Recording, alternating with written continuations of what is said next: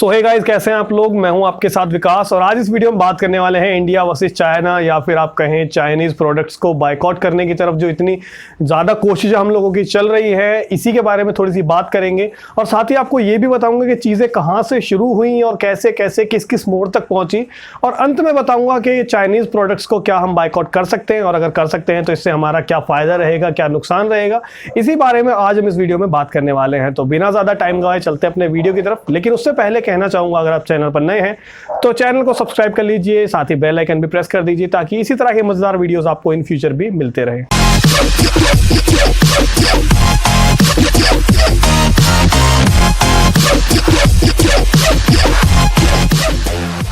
तो यार, चीज़ें जो शुरू होती हैं वो होती हैं कैरी मिनाटी के एक वीडियो के साथ में, जहां पर कैरी ने एक वीडियो बनाया था टिकटॉक को लेकर के, जहां उसने उन क्रिएटर्स को रोस्ट किया था जो कि क्रिंज कंटेंट बनाते हैं, जिनके कंटेंट में दम नहीं होता, या फिर सिर्फ उल्टी सीधी चीज़ें बना करके लोगों को अपनी तरफ अट्रैक्ट करते हैं और इसी तरह से चीज़ों को आगे बढ़ाते हैं, और फिर वो कहते हैं कि हम लोग पॉपुलर हैं। तो इसी के चलते ये सारा मुद्दा यहाँ पर शुरू हुआ था। फिर इसके बाद में हमें धीरे धीरे देखने को मिलता है यूट्यूब वर्सेस टिकटॉक, जहाँ पर यूट्यूब के जो चाहने वाले थे उन्होंने टिकटॉक के प्रति एक्शंस लिए, और टिकटॉक के जो चाहने वाले थे उन्होंने यूट्यूब के प्रति एक्शंस लेना यहां पर शुरू करा। तो इसी तरह से हमारे सामने एक मुद्दा आया यूट्यूब वर्सेस टिकटॉक का। अब कैरी की इसी वीडियो के चलते यहां पर इतना बुरा असर होता है टिकटॉक के यूजर्स पर, या फिर टिकटॉक की बात करेंगे पूरे टिकटॉक पर, ट्विटर पर, या फिर यूट्यूब की बात करें तो सिर्फ कैरी और कैरी की वीडियो ही छाए रहे। इस बात से हमारे बेचारे टिकटॉकर्स जो भी थे वो लोग थोड़े से परेशान हो जाते हैं। उन्होंने यहाँ पर उस वीडियो पर रिपोर्ट करना शुरू कर दिया, और हैरेसमेंट बुलिंग के चलते इतना ज्यादा उन लोगों ने इस वीडियो को रिपोर्ट किया कि वो वीडियो फाइनली यहाँ से हट जाती है। अब इसके बाद में क्या होता है, वो लोग सामने आते हैं जो कैरी के फैन हैं, कैरी को पसंद करते हैं। मैं कहूंगा बहुत ज्यादा लोग हैं, क्योंकि 10 मिलियन सब्सक्राइबर एक महीने में गेन कर लेने वाला कोई एक छोटा मोटा यूट्यूबर हम लोग नहीं कह सकते।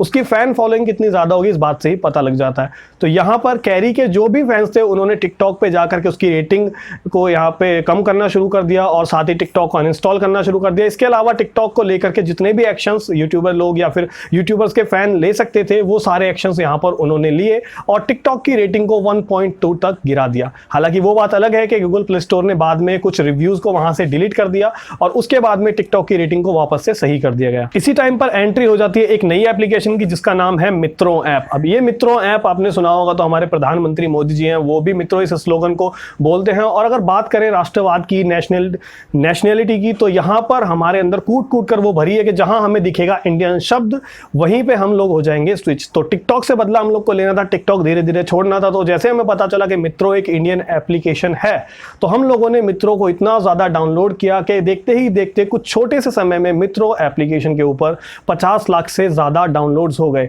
और इस एप्लीकेशन को लोगों ने काफी ज्यादा यूज करना शुरू कर दिया। फिर उसके बाद में खबर आती है जो मित्रों एप्लीकेशन है वो तो कोई इंडियन एप्लीकेशन है ही नहीं, क्योंकि इसका जो सोर्स कोड है, जिस कोड को इस्तेमाल करके एप्लीकेशंस बनाई जाती हैं, वो दरअसल पाकिस्तानी है। पाकिस्तान का एक डेवलपर था जिससे ये कोड खरीदा गया था। अब ये जो सोर्स कोड था, ये था पाकिस्तान की एक एप्लीकेशन जिसका नाम है टिक टिक, जो कि अल्टरनेटिव है टिकटॉक का। बिल्कुल टिकटॉक की तरह ही पाकिस्तान के जो लोग होते हैं वो टिक टिक एप्लीकेशन यूज करते हैं। उसका ये सोर्स कोड था, जिस कोड को शिवांक अग्रवाल IIT रुड़की का एक स्टूडेंट है, उसने एक पाकिस्तान की कंपनी जिसका नाम क्यूबॉक्स है वहां से खरीदा। उसमें थोड़े बहुत माइनर से चेंजेस किए, उसका लोगो वगैरह चेंज किया, उसका नाम चेंज किया, और हूबहू वैसे के वैसे ही इसे प्ले स्टोर पर एप्लीकेशन बना करके डाल दिया। हम लोगों ने इसको डाउनलोड किया, लेकिन इसके साथ में भी यहाँ पर परेशानियां थी। परेशानी क्या थी, इस एप्लीकेशन के अंदर अपनी ना तो कोई प्राइवेसी पॉलिसी थी कि यहाँ पर अगर यूजर्स का जो डेटा होगा, आप लोग लॉगिन करते हैं फेसबुक के थ्रू, गूगल के थ्रू, या फिर जैसे भी आप लोग लॉगिन करते हैं, तो आपका डेटा किस तरह से सुरक्षित रहेगा, इसकी कोई भी यहाँ पर पॉलिसी नहीं बनाई गई थी। इसके अलावा अगर फायरवॉल की बात करें तो फायरवॉल भी इस पे नहीं लगा हुआ था। अब फायरवॉल क्या होता है, थोड़ा सा आपको बता देता हूँ बेसिक सी चीजें।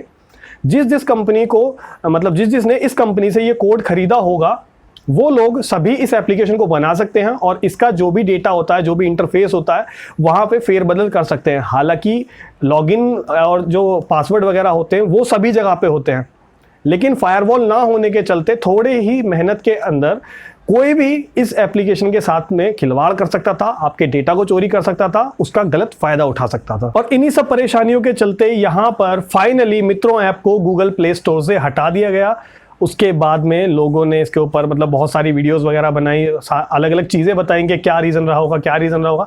लेकिन रीज़न यही था, इसमें मिनिमम फंक्शनैलिटी थी और जिसकी जो प्राइवेसी पॉलिसी वगैरह की बात कर रहा हूँ, ये सब चीज़ें उसी के अंदर आती हैं। लेकिन अब जब मैं ये वीडियो बना रहा हूँ तो मित्रों ऐप वापस से आ चुकी है प्ले स्टोर पर। मैं अभी थोड़ी देर पहले चेक कर रहा था, तो आप उस एप्लीकेशन को देख सकते हैं वापस से प्ले स्टोर पर। मैं फिलहाल रिकमेंड नहीं करूँगा कि आप उसको डाउनलोड करें, क्योंकि अभी चीज़ें स्टेबल नहीं हुई हैं, प्राइवेसी पॉलिसी के बारे में भी कोई खास जानकारी नहीं आई है। लेकिन यहाँ पर जो एप्लीकेशन के डेवलपर हैं उन्होंने कहा है कि हमने एप्लीकेशन पर थोड़ा बहुत काम किया है, कुछ चेंजेस हमने यहाँ पर किए हैं। और अगर इस बात को देखें तो मैंने भी एप्लीकेशन को यूज़ करके देखा था इस वीडियो के पर्पज़ से, तो यहाँ एप्लीकेशन का जो इंटरफेस है वो मुझे थोड़ा सा चेंज लगा, जो कि हमें परेशानी थी कि बिल्कुल टिकटॉक जैसा इन्होंने बना दिया है, ऐसा नहीं होना चाहिए, थोड़ा अलग होना चाहिए। तो उस चीज़ को अब जाकर मित्रों ऐप में थोड़ा सा इंप्रूव किया गया है। अब ये तो बात हो गई ऐप तक की। इसके बाद में एक और एप्लीकेशन हमारे सामने आ जाती है जिसका नाम है रिमूव चाइना एप्स। अब ये एप्लीकेशन क्या करती थी, आप इस एप्लीकेशन को प्ले स्टोर से डाउनलोड कर लेंगे। डाउनलोड करने के बाद में ये आपके पूरे फोन में स्कैनिंग करती थी कि आपके फोन में कौन कौन सी एप्लीकेशंस इंस्टॉल हैं और उनमें से कितनी एप्लीकेशंस ऐसी हैं जो कि चाइना की हैं, चाइनीज एप्लीकेशंस हैं और उनको आप अपने फोन में इंस्टॉल किए हुए हो। तो सारी एप्लीकेशन को स्कैन करने के बाद में ये आपको एक लिस्ट देती थी। उस लिस्ट में आप देख सकते हैं कि ये सारी एप्लीकेशन है जो आप अपने फ़ोन में इस्तेमाल कर रहे हैं और सारी ही चाइना की एप्लीकेशन है। वहाँ पर आपको इंस्टॉल बटन भी मिलता था जिसकी मदद से आप उस लिस्ट में से सारी चाइनीज़ एप्लीकेशन को अनइंस्टॉल कर सकते थे और अपने फ़ोन को चाइना फ्री यानी कि चाइनीज़ एप्लीकेशन से फ्री बना सकते थे। लेकिन कुछ ही टाइम के बाद में इस एप्लीकेशन को भी गूगल प्ले स्टोर से हटा दिया गया। अब आप लोग सोचेंगे इसके पीछे क्या रीज़न रहा होगा, तो मैं आपको एक्सप्लेन कर देता हूँ। ये एक ऐसी एप्लीकेशन थी जो गूगल प्ले स्टोर पर ये इंडिकेट करती थी कि आप मेरी एप्लीकेशन को इंस्टॉल कर लीजिए, लेकिन इसके बाद में आपको गाइडलाइंस देती थी कि आप बाकी की जो भी एप्लीकेशंस हैं उनको अपने फोन से अनइंस्टॉल कर दें या फिर निकाल दें या उनमें चेंजेस वगैरह कर दें। तो इस तरह की अगर कोई एप्लीकेशन का बिहेवियर होता है जो खुद तो आपके फोन में इंस्टॉल होती है लेकिन दूसरी एप्लीकेशंस को आपसे अनइंस्टॉल करने के लिए कहती है, तो ये गूगल प्ले स्टोर की पॉलिसीज के खिलाफ है। ऐसी कोई भी एप्लीकेशन आप गूगल प्ले स्टोर पर नहीं रख सकते। लेकिन अगर पर्सनली मेरे ओपिनियन की बात करें तो एप्लीकेशन काफी अच्छा काम कर रही थी, क्योंकि हमें चाइना को अगर बाइकआउट करना है तो कहीं से तो शुरुआत करनी पड़ेगी और हम लोग ज्यादातर नहीं पहचान पाते कि कौन कौन सी एप्लीकेशन हमारे फोन के अंदर चाइनीज हम यूज कर रहे हैं। तो ये एप्लीकेशन उस चीज को हमारे लिए काफी आसान तरीके से कर रही थी। लेकिन अभी फिलहाल कोई उम्मीद नहीं है इस एप्लीकेशन के प्ले स्टोर पर वापस आने की। मित्रों हालांकि आ गई है, आगे देखते हैं क्या होता है। ये एप्लीकेशन फिलहाल वापस नहीं आने वाली। अब जो मेन सवाल है, सारी बातें हमने यहाँ पर कर ली, यूट्यूब से चीजें शुरू हुई, टिकटॉक तक आई, उसके बाद में मित्रों ऐप तक आई, उसके बाद में रिमूव चाइना एप्स पर आई।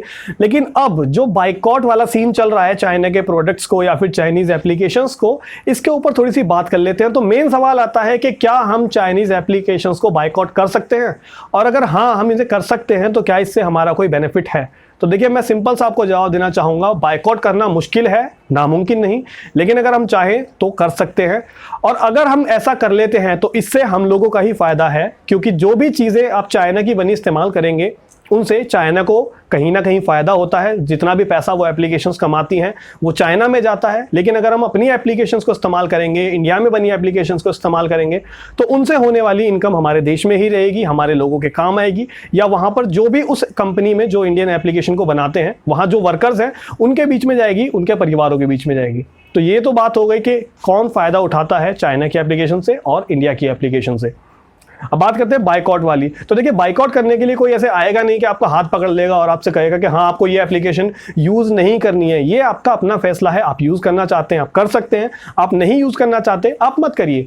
अगर मेरे पर्सनल ओपिनियन की बात करें तो मैंने अपने फोन से काफी सारी चाइनीज ऐप्स को हटा दिया जो कि मैं पहले यूज किया करता था, क्योंकि मुझे पता है इसका कोई बेनिफिट मेरे ख्याल से नहीं होने वाला। और अगर मैं ऐसी वीडियो बना रहा हूं तो मेरी रिस्पॉन्सिबिलिटी बनती है कि एटलीस्ट मैं पहले ये कोशिश करूं अपनी तरफ से, उसके बाद में आप लोगों से कहने का हक में रखता हूं। हमें से बहुत से लोग ये भी सोचते हैं कि अगर इस चीज को बंद करना ही है, चाइना को बाइकआउट करना है, चाइना के प्रोडक्ट हमें यूज नहीं करने हैं, तो गवर्नमेंट ऐसा क्यों नहीं कर देती।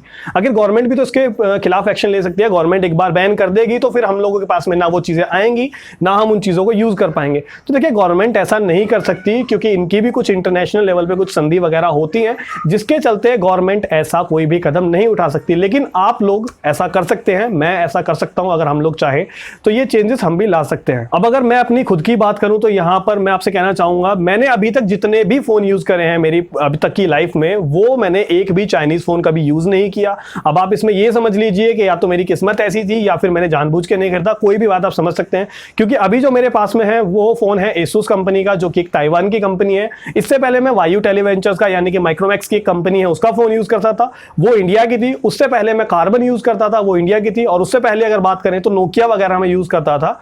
तो मैंने अभी तक कोई भी ऐसा फोन यूज नहीं किया जो चाइना में बना हो और जिसकी वजह से चाइना को सीधा बेनिफिट मिल रहा हो। और अगर ऐप्स की बात करें तो मैं अभी कोशिश करता हूं कि मैं ज्यादा से ज्यादा जो भी एप्लीकेशंस है वो चाइना की ना यूज करके कोई भी यूज कर सकता हूं, इंडिया की यूज कर सकता हूं या फिर ताइवान की यूज कर सकता हूं या फिर अमेरिका की। लेकिन मैं कोशिश करता हूं चाइनीज ऐप्स को दूर रखने की, यानी कि मुझसे जितना बनता है चाइना की चीजों से दूर रहने की उतनी मैं कोशिश करता हूं। पूरी तरह से अभी ये चीजें कामयाब नहीं है, लेकिन अगर आप लोग चाहें तो इसे कामयाब भी बना सकते हैं। तो दोस्तों, आप अभी कौन कौन से चाइनीज एप्लीकेशन या फिर स्मार्टफोन वगैरह यूज कर रहे हैं मुझे कमेंट करके जरूर बताना। मैं जरूर जानना चाहूंगा कि क्या क्या चीजें हमारे देश में यूज होती हैं चाइना की। इसके अलावा अगर आपने अपने फोन को एक्सचेंज कर लिया है या फिर आपने चाइनीज एप्लीकेशंस को अनइंस्टॉल कर दिया अपने फोन से, तो वो भी मुझे जरूर बताना कि आपने क्या क्या चीजें की, कैसे की।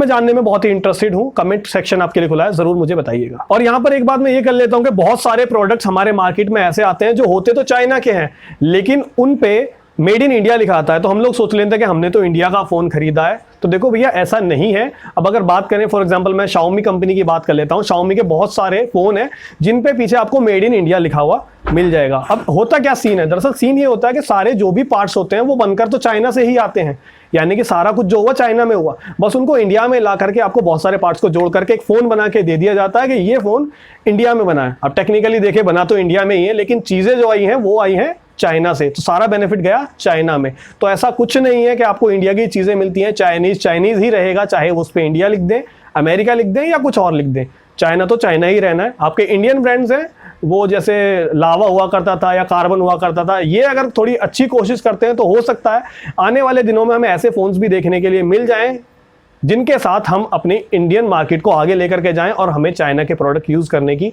जरूरत ना पड़े। और यहां पर अगर बात आई थी टिकटॉक वगैरह की, तो लास्ट में जाते जाते आपको एक चीज और बताना चाहूंगा कि पिछले 3 महीनों में 2019 के जो होते हैं अक्टूबर, नवंबर, दिसंबर, इन 3 महीनों में टिकटॉक ने 25 करोड़ रुपए इंडिया से कमाया था। और ये सारा पैसा गया कहां? चाइना में।